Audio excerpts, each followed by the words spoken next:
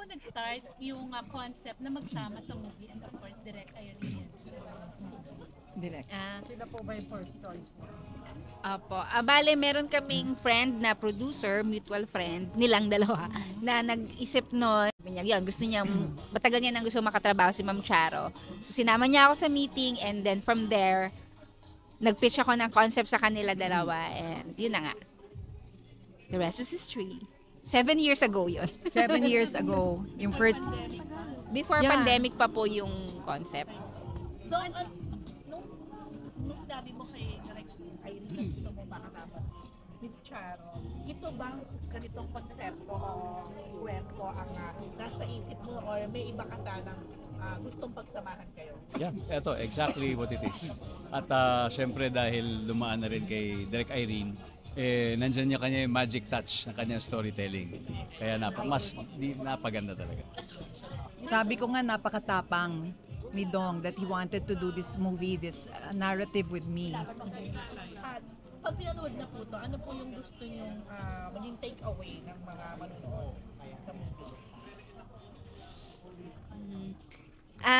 Kasi nagiging iba-iba siya sa kada ibang tao. Depende sa edad ng taong nanood, depende sa pinagdadaanan niya. There are different facets in the story that they can relate to. So, I hope somehow kung hindi it transforms them or at least there's some realization about life and love, of course.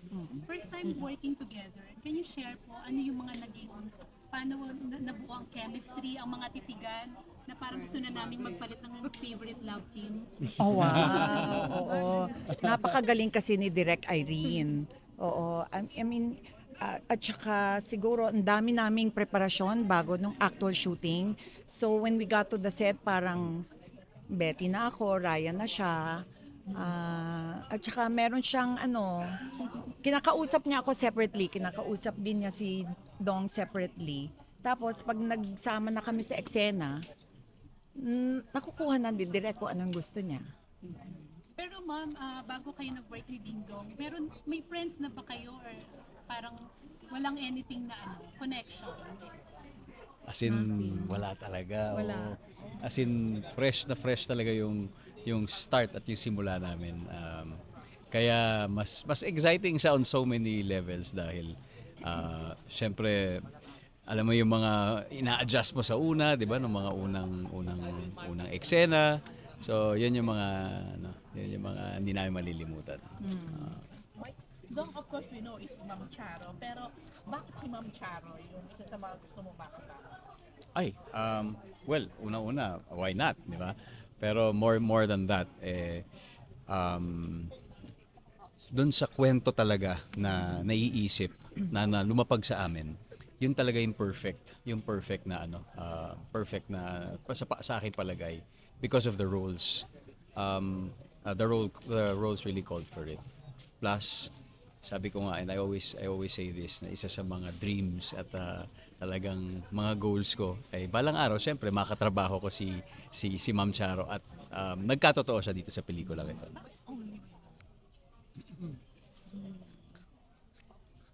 Kasi minsan yung pagmamahal o pag-ibig hindi mo mahawakan, di ba? Pero kayong dalawa lang ang nagkakaintindihan, di ba? Hindi naman lahat ng relationships nasa traditional way of, traditional yung perspective mo about love, di ba? Love is love, no matter the age, the status in life, kung ano mang estado, kung ano man ang edad, kung ano man pinanggalingan mo. So, yung dalawang taong involved dun sa love relationship, sila lang talaga ang nakakaintindi ng damdamin nila para sa isa't isa. Hindi kailangan may definition, hindi kailangan may title. Hindi kailangan may label, hindi kailangan may definition. Yung nararamdaman mo lang, di ba? Yun ang pinaka-importante.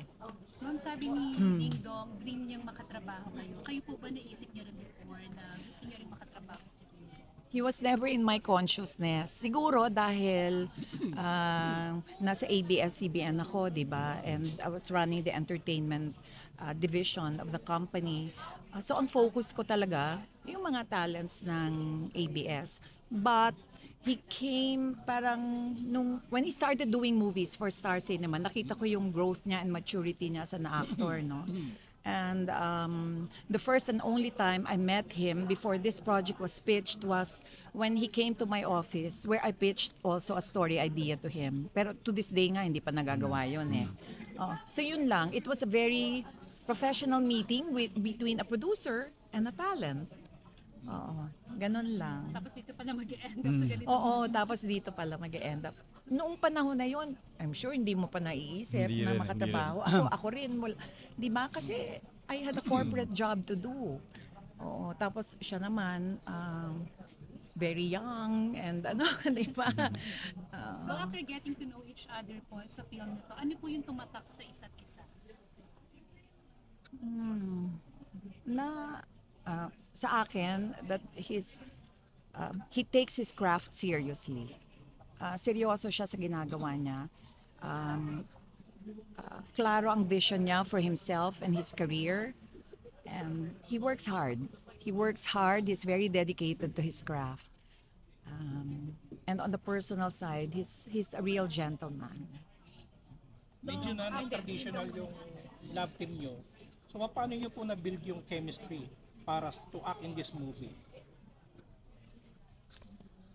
Ayun, yung kagaya nung sinabi ni Ma'am Char kanina, yun, a lot of prep work. Mahabang usapan, mahabang nag-script reading din. And then, yun nga, dealing with their characters separately para organic. Yung pagdating sa set, nagkakakilanlan sila until hanggang sa yung mag-develop yung love. Coming from the very, very successful rewind, do you feel any pressure right now? Hindi, sagutin ko muna yung tumatak. Kasi mahalaga sa akin yun eh. Siyempre, pag nagsushooting, di ba, may experience ka. Doon pa lang, kakaiba na yung aking mga life experiences every day as we were shooting. Dahil, siyempre, marami akong natututunan sa kanya kahit na hindi niya literally tinuturo sa akin just by observing. Marami akong nakukuha dahil sa inspirasyon dun sa lahat ng mga sinasabi niya. But more importantly, ang na-realize ko ay she's a very generous person. And when I say generous, hindi siya madamot sa ideas, hindi siya madamot sa kwento. In fact, ang dami namin na pag-usapan about life in general. Yung 200 films na nagawa niya, medyo nasa sideline lang yan. Pero about life in general.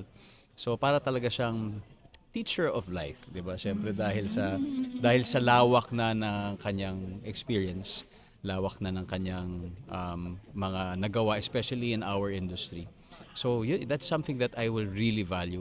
Na hindi ko alam kung kailan ko pa makukuha yung pagkakataong yun. Kahit sabihin mo siguro nagkatrabaho kami not in film, baka let's say kahit in a meeting, hindi ko naman makukuha yun. Pero dahil we were together for days, weeks, and until now we will be together promoting the film in different countries.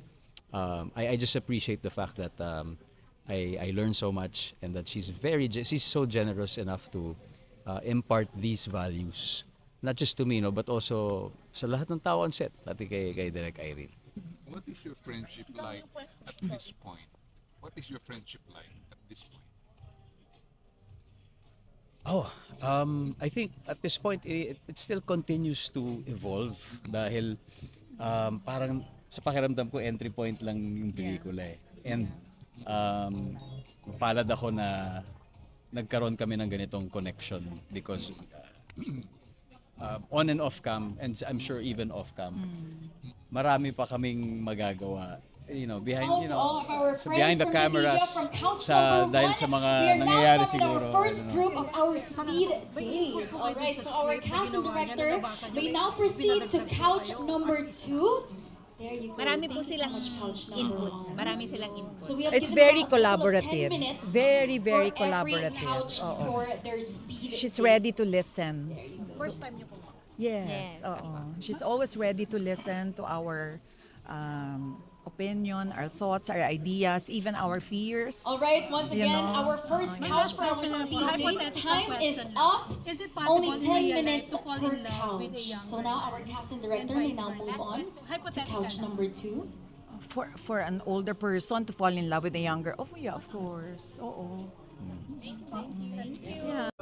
Coming from Rewind, of course. Kasi kahit naman nung si Rewind, never naman naging gano'n yung mindset namin. Ang mindset namin ay gusto namin isang pelikula na gusto na mamahalin namin dahil sa kwento, dahil sa characters. At bonus yun kung ano man ang mangyari pagkatapos. Ganon din ang nararamdaman namin dito at yung commitment namin sa pelikula. Once again, thank you so much to couch number 1.